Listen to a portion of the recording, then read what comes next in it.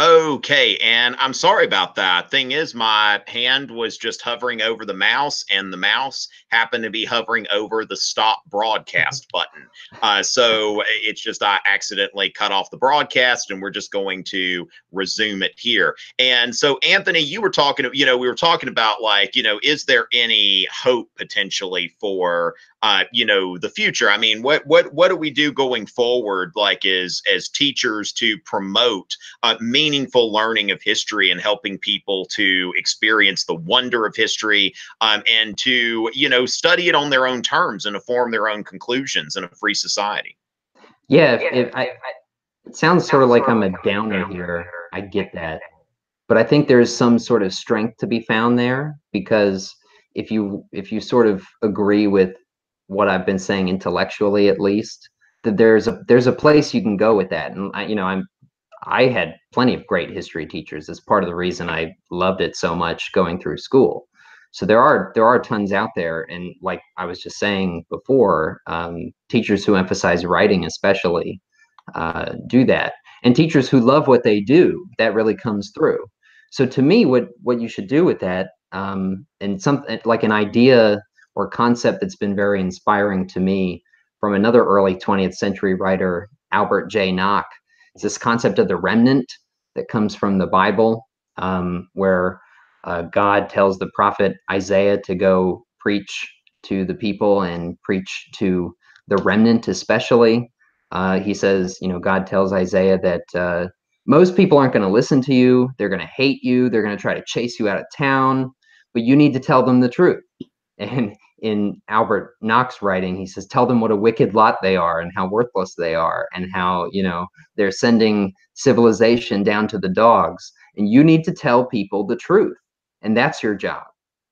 There is a remnant of people, maybe 10%, who will hear you and listen, and it will really mean something to them, something profound, and they will seek you out, people like this, right? You be that beacon, just being truthful and being realistic with people.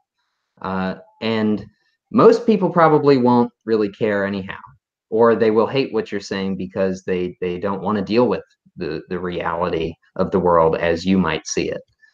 They're comfortable with whatever they already think.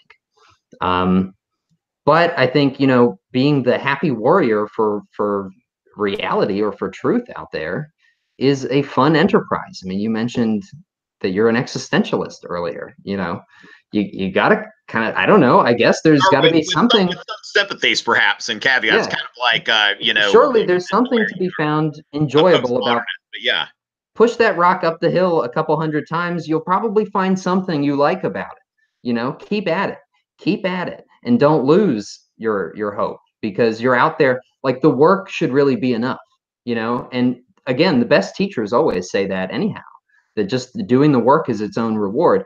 Well, why can't that be true without feeling like you have to just teach the textbook propaganda? you know Plenty of teachers do creative and good things to help their students, but they only get to do it now and then. It's a little like extra side addition to the curriculum. It's definitely not the focus. Mhm. And I don't know. I think there is room to find out there to be sort of a happy warrior for a better kind of history education. Well, I think that's a good point. Mr. McHenry was asking, well, should we not teach history in high school at all? But what I'm hearing from you is, and what I can kind of sympathize with, I think, is that it's not like we're necessarily doing harm, as long as, I mean, as long as we communicate to our students that you're not finished learning, when you get out of my Yeah, class. This is yeah, not, I'm not providing you with final answers or anything like that. And like you said, I mean, there are times when I tell my students, like, look, we're going to focus on this for a little bit.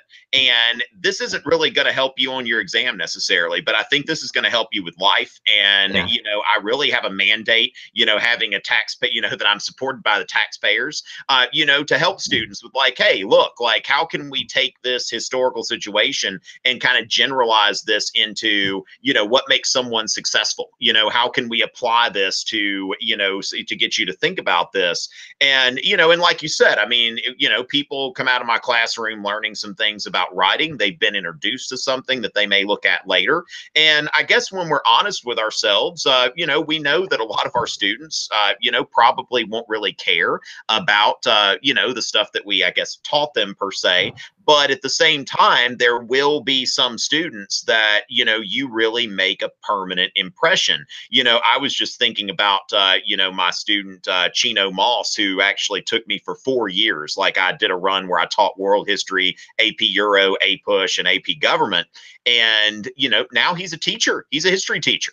And, so the thing is, like, because of his experience in my classroom, he went on to become a teacher himself. And, so that's really good to hear. And I think, kind of a good summation, because on one hand, we can say, yeah, we got to be careful about teaching things to people too early. But then, Mr. McHenry and anybody else watching, we do have the conditions that we have, and we can do the good that that we can, and also just if we weren't teaching high school history, we wouldn't be having this sort of discussion. So this has really been great to kind of to me, I think just being able to reflect on what it is that that I do, and what is my mission, what is my purpose, and to be able to go back and forth, because I've realized as I've gotten older, and the more that I read, the less certain I am, and certainly the more likely I am to try to incorporate like different perspectives. And some of the perspectives I find most interesting are those radical perspectives. I think like what you're studying is pretty great. So Anthony, if you want to, again, just, if you want to sum up and kind of remind everybody of what it is that you do, and some ways that people can keep in touch with you beyond this broadcast, I'm sure the audience would appreciate it. Well, yeah, I guess the best way to get in touch with me is probably by Twitter at Dr. Loco Foco, or at LibCron, which is my podcast Liberty Chronicles Twitter page. Perfectly happy to talk to people. I could point you to lots of resources to use in your classrooms. We have a ton of primary source material at libertarianism.org, and free books for students. If you want to put reading on them, but you don't want them paying for a lot of stuff, or a very good source for that. And reach out, because I'm perfectly happy to talk to people. You can email me acomegna@libertarianism.org. Yeah, and I think just in terms of a takeaway, I don't know. Let's try to do more individualist history, like instead of thinking about things in stale terms of governments doing this and that, and kings and queens being the most important people or whatever. That stuff is very boring. Maybe you have to teach it for the test, yeah, but I don't know. I think we're all aware that's not the kind of stuff that's going to get students really hooked and make it meaningful for their lives. And maybe we don't have much time to do that, given the nature of the job. But if you're sort of looking for that remnant in your classroom of students, really focus in on them, because they're going to be the ones that take everything you're saying to heart, and you don't want to propagandize them or risk that. You want to bring that love of history alive in them, and let them do it for themselves. And I think that's much more rewarding.